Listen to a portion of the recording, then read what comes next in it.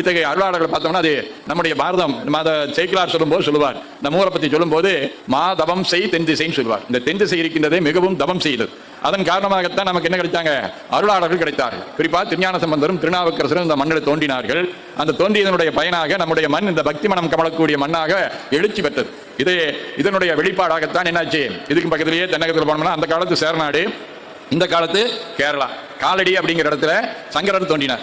அவர் இந்த பக்தி மறுமலர்ச்சியை இந்தியா எங்கும், தமிழகம் எங்கும் ஞானசம்பந்த பெருமான் கொண்டு போனார், திருநாவுக்கரசர் கொண்டு போனாரு. அதை பார்த்தாரு. இந்த திராவிட சிசு என்று சொல்லக்கூடிய ஞானசம்பந்தரை குருவாக மனதிலே ஏற்றுக்கொண்டு இது மாதிரி உலகம் முழுக்க, இந்தியா முழுக்க கொண்டு போனார். அவர் கொண்டு போனது என்ன? வேதாந்தம். அதே மாதிரி வைணவத்தில் ஆழ்வார்களுடைய நெறிகள் இருந்தது.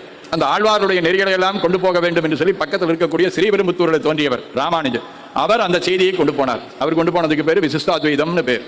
அதே மாதிரி இன்னொரு செய்தியை ஒருத்தர் கொண்டு போனார். அவர் உடுப்பி என்று சொல்லக்கூடிய பழைய காலத்து தமிழகத்தினுடைய எருமி நாடு, அந்த எருமி நாட்டில் இருக்கக்கூடிய அவர் மத்துவர் ஒரு கொள்கையை கொண்டு வந்தார். அதுக்கு பேர் துவைதம்னு பேர்.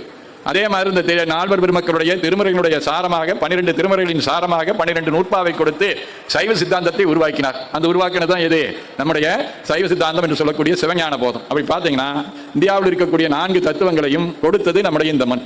வேதாந்தம், அதில் வேதாந்தத்தில் அத்வைதம், துவைதம், விசிஷ்டாத்வைதம், சுதாத்வைதம் என்று சொல்லக்கூடிய சைவ சித்தாந்தம், இதை எல்லாம் கொடுத்திருக்கக்கூடிய அளவுக்கு நம்முடைய மண் இந்த பக்குவப்பட்ட மண்ணாக இருக்கிறது. இந்த மண்ணிலே பல அருளாளர்கள் தோன்றி இருக்கின்றார்கள். அவர்கள் தான் எல்லாமாக இருந்து நமக்கு அருள்பாலிக்கின்றார்கள். நாம முக்தி அடையணும்னா என்ன வேணும்? 3 வேணும். ஒன்று, நமக்கு குரு வேண்டும். அந்த குரு சொல்லக்கூடிய அந்த செய்திகளை உள்வாங்கிக் கொள்வதற்கு, அதை ஆராய்ச்சி செய்வதற்கு நல்ல நூல்கள் வேண்டும். அதற்கு மேலே சுய அனுபவம் வேண்டும். ஏன்னா இறைவனே என்னவா இருக்கிறாரு? மறைகளாக இருக்கின்றார்.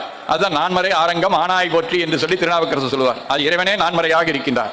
அதுக்கு பின்னால் என்ன பண்றார்? அப்படியே சொன்ன மாதிரி இறைவனே குருவாக வருகின்றார்.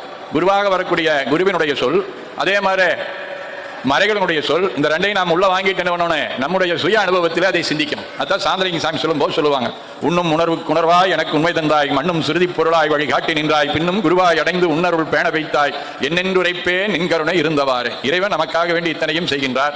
அத்தகைய இறைவனுடைய வடிவமாக திகழ்ந்து கொண்டிருக்கக்கூடிய நம்முடைய சச்சிதானந்த சாமிகளுடைய 78வது ஆண்டு குருபூஜை விழாவை மிகச்சிறப்பான முறையிலே நேற்றிலே இருந்து நாம் கொண்டாடி கொண்டிருக்கின்றோம். இதனுடைய பயன் என்னவாக இருக்க வேண்டும்? நாம் இங்கே வந்தோம், நிறைய ஊர்லேருந்து வந்திருக்கிறோம். 26 ஊர்களுக்கு மேலே இந்த சபை நடைபெறுகின்றது.